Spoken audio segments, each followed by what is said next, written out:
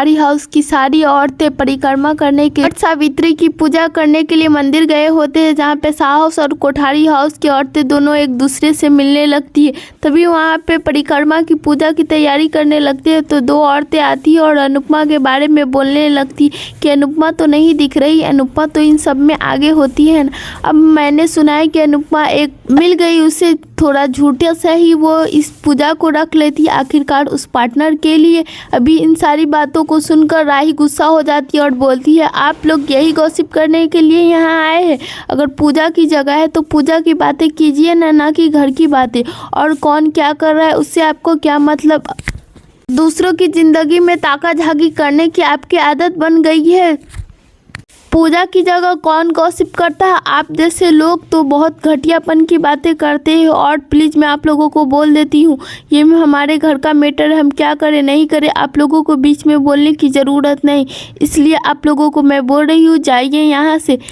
वो जो दोनों औरतें होती है बोलती है कि अनुपमा की लाडली तो अनुपमा से भी ऊपर गई भाषण देने के लिए। लीला बोलती है हाँ आप लोगों प्लीज़ यहाँ से चले जाइए, आप लोगों को बीच में बोलने की ज़रूरत नहीं। और सभी परिक्रमा करने लगते हैं। ख्याति बोलती है कि हे देवी माँ पराग जी की रक्षा करना, और ये इंतज़ार बहुत लंबा जा रहा है, प्लीज़ उन्हें भेज दीजिए क्योंकि मुझे उनके लिए मन नहीं लगता।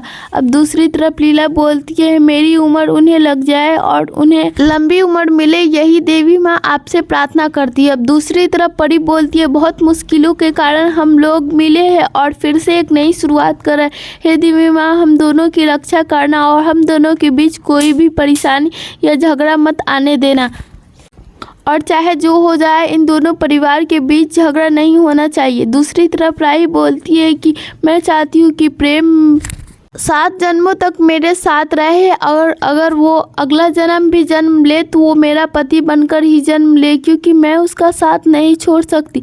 वो परिक्रमा ही कर रही होती है कि उसके हाथ में जो धागा होता है वो टूट जाता है, जिसे देखकर राही बहुत शौक हो जाती है और डर जाती है। उसके हाथ से धागा गिर जाता है और बोलता है ये धागा कैसे टूट गया? सभी लोग शौक हो जाते हैं कि राही को क्या हुआ। ख्याति समझाती बेटा कोई बात नहीं, प्रेम को कुछ नहीं होगा, धागा कच्चा था इसलिए टूट गया। मैं जानती हूँ तुमने सच्चे मन से परिक्रमा की थी और उनका फल तो प्रेम को मिलेगा ही, इसलिए प्लीज चिंता मत करो, सब ठीक है। राही बहुत घबराती है और बोलती है प्रेम ठीक तो है, डर लग रहा है मम्मी कहीं उन्हें कुछ हो ना जाए। दूसरी तरफ शाह हाउस में पान मसाला सभी पी रहे होते हैं और बोलते हैं कि ये पान मसाला बहुत टेस्टी है और लव यू जिंदगी और अनु की कैफ़े की रसोई खुलने के कारण हम ये छोटी सी पार्टी कर रहे हैं। इस पर सभी लोग खुश होते हैं और बोलते हैं चीयर्स हम लोग पीते।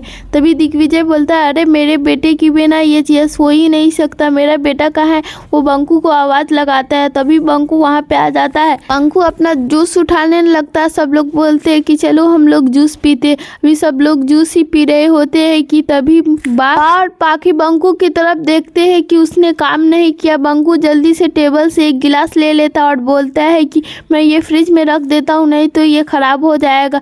जयू सोई है ना, उसके लिए तो रखना ही पड़ेगा ना।